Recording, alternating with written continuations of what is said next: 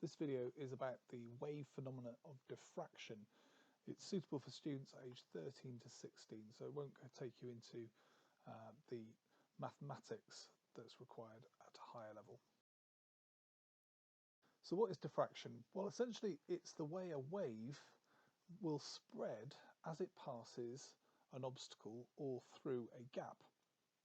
So in this picture you can see on the left hand side the wave fronts that are moving towards a gap in a wall, and as they pass through that gap they spread out into what's called the geometric shadow. That's the region which you wouldn't expect the wave necessarily to move into. And on the right hand side you can see the obstacle here and how the wavefront spread in behind that. So just to confirm what I mean by a wavefront, we're talking about the idea that these long straight lines are effectively the peaks of a wave. So if you imagine seeing it side on, each of these wavefronts correspond to a peak of a wave, as if you're viewing it from above. Imagine you're looking at ripples on a pond and you're looking down on those wavefronts. And the thing with diffraction is that the size of the gap is very important for how much the wave spreads. So if the size of the gap is about the same size as the wavelength, then that will cause the maximum amount of spreading of that wave.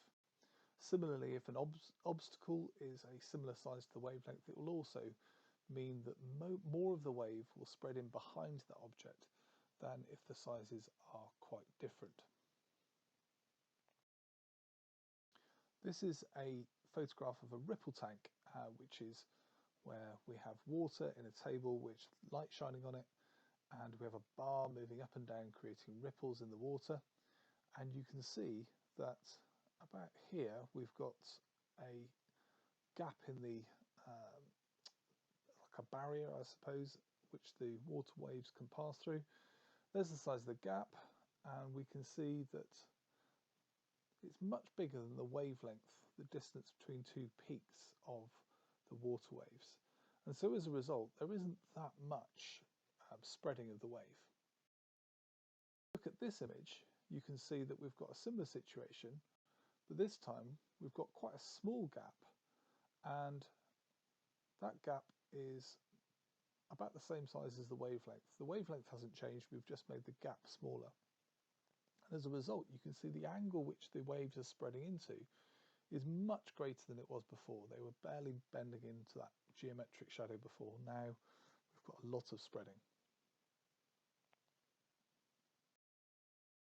Diffraction is something that we see in nature. We see in these pictures how water waves on the sea are reaching a gap, and as they go through they're spreading out into the region behind those obstacles. It's something which is true of sound waves as well, and light waves. In fact, any kind of wave can be diffracted as it passes through a gap or around an obstacle.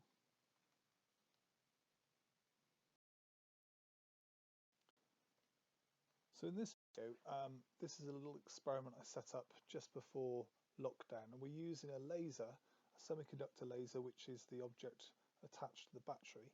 And we've got a very small slit which the light is passing through, which you can see there. And that slit is adjustable in its width.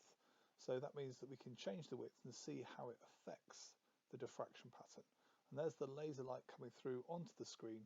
And if we turn the lights off, we'll be able to see the effects of changing the size of that slit, which we'll do in just a moment.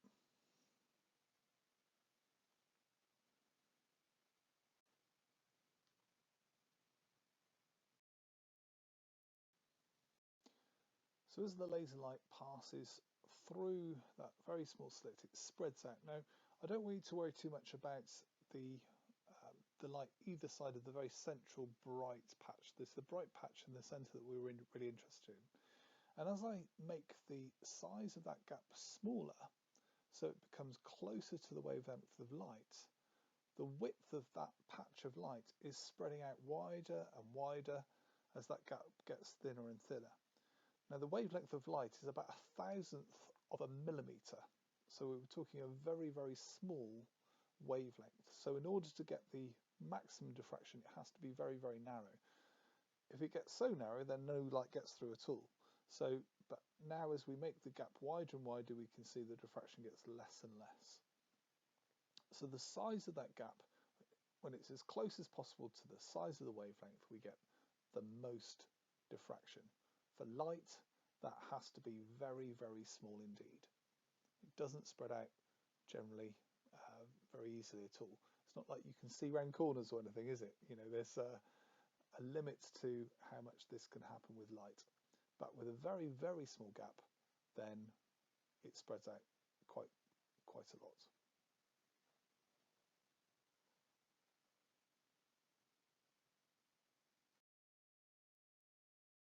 Now this has implications for communication. The types of radio waves that we use to transmit things like radio shows and television shows, the wavelengths are around about between a metre and 100 metres.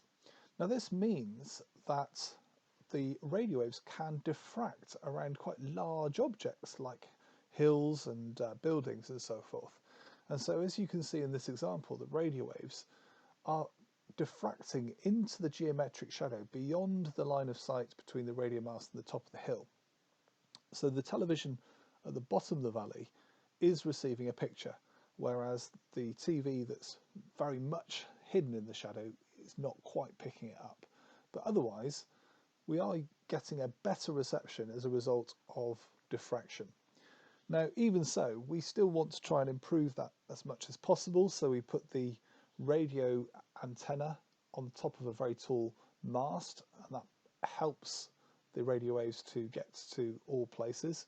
And we also put the receivers, our aerials, for TV reception on the roof as well, because that again allows a better reception than if they were at ground level.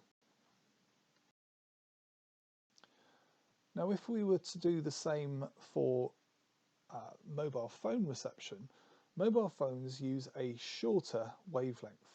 And as a result, because they're using a wavelength of centimetres really, they're not going to diffract around those large objects like hills and things quite so much. And as a result, they won't bend into the geometric shadow.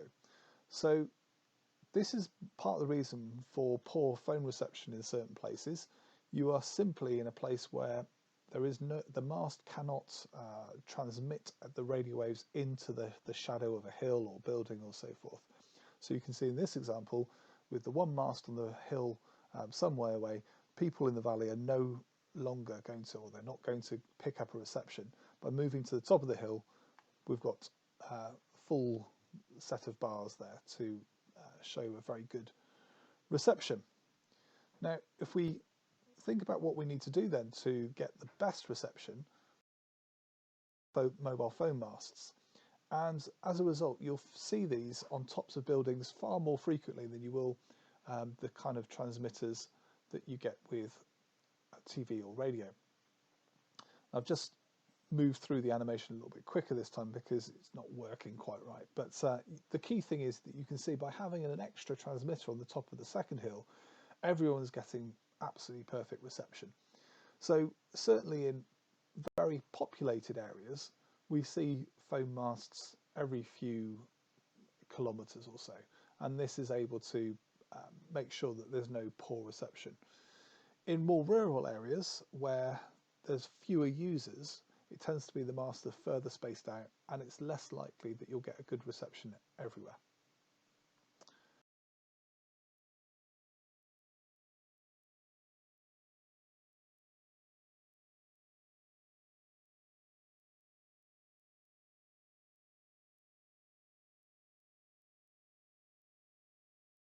Mobile phones with those short wavelengths, they cannot diffract quite so easily as those longer wavelengths that are used for radio and TV transmission, and so we need more masts to cover the same amount of area.